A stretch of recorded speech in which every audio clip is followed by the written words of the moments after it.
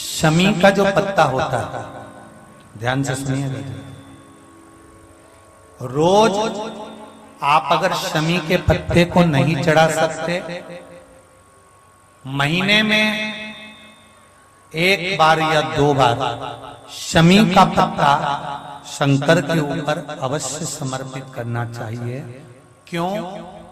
शरीर में अगर कोई बड़ी बीमारी आने वाली होती है तो बाबा उस विष को समाप्त कर देते हैं, मात्र शमी का पत्ता समर्पित कर देते हैं। भले महीने में 2 बार चढ़ाओ, हफ्ते में 1 बार चढ़ाओ, तुम्हारा मन पड़े तो हफ्ते में 2 बार चढ़ाओ। ज्यादा बीमारी है, शमी का पत्ता एक शिव जी के शिवलिंग पर, और एक पत्ता जहां से पानी बहकर नीचे गिरता है ना, जलाधारी में से शिव जी पे जल चढ़ाया। जैसे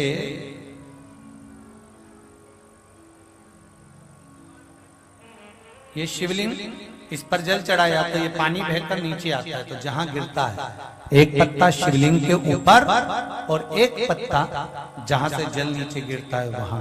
अगर ज्यादा बीमारी है और ऐसा लग रहा है कि डॉक्टर कह रहे हैं कि तबीयत ज्यादा खराब हो सकती है, जांचे जाएगी, ये होगा वो होगा, तो एक पत्ता शमी का ऊपर, एक पत्ता जलधारी जो बहकर नीचे आती है पर चढ़ाना। शमी का पत्र रोग मुक्ति के लिए जब चढ़ाया जाता है तो भगवान शंकर का अवधूतेश्वर महादेव का नाम लेकर चढ़ाया जाता है। कौन सा महादेव? जम के बोलो जरा। अवधूतेश्वर महादेव का नाम लेकर चढ़ाया जाता है।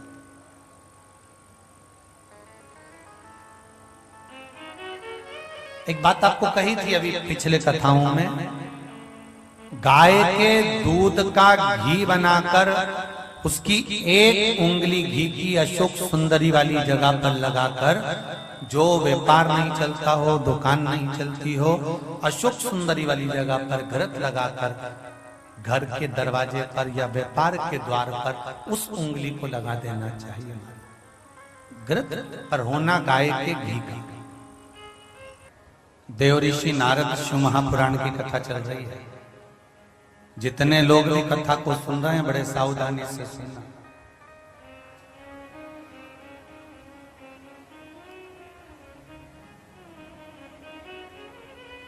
पाप कभी बूढ़ा नहीं होगा, इसलिए मेरी बहनें, जीजियों और मेरे भाई एक बात का स्मरण जरूर रखना, एक पाप अगर थोड़ा सा हो जाए तो थोड़ा रुक जाना कि अब दूसरा पाप करूंगा तो थोड़ा रुक कर करूंगा।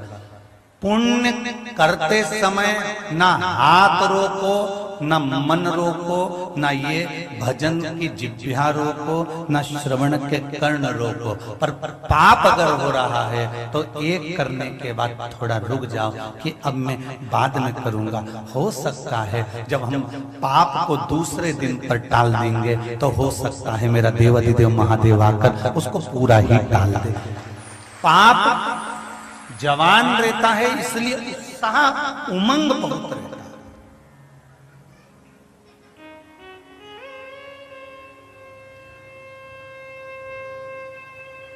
पाप करने में उत्साह बड़ा बड़ा।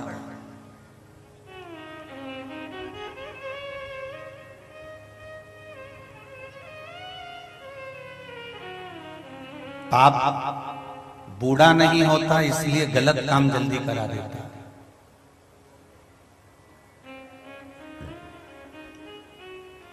किसी से लड़ाई हो गई तुम्हारी, सुन लो रे छोरा छोरी जितने बैठे हो, युवान युवान जरा सावधानी से सुनना कथा को। देव ऋषि नारद शिव महापुराण।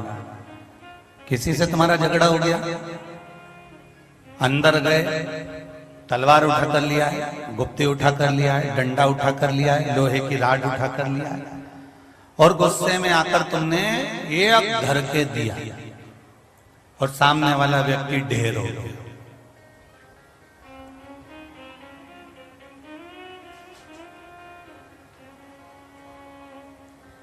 कितनी देर लगी?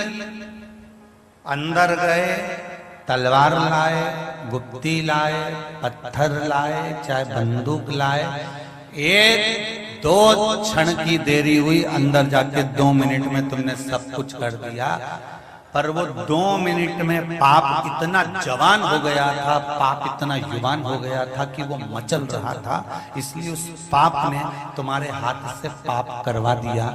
2 मिनट का पाप तुम्हारे हाथ से हो गया। अब वो पाप की सजा कितनी भोगना है वो देख लीजिए कि 2